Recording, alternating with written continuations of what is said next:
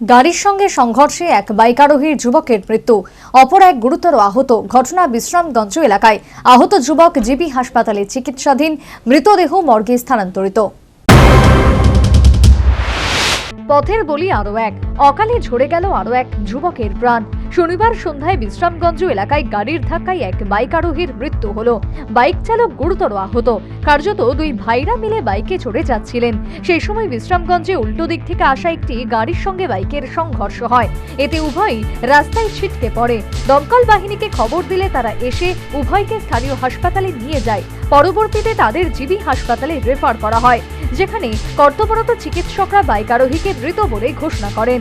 অপর আহত সংশ্লিষ্ট বাইক চালক রাজীব মলসম বর্তমানে জিবি হাসপাতালে চিকিৎসাধীন।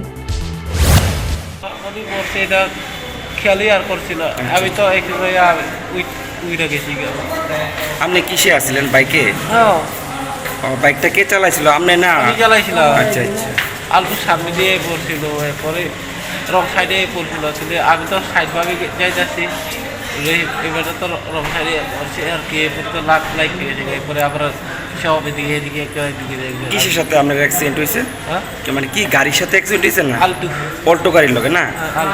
তো আপনার নামটা কি দাদা? বয়স কত আপনার?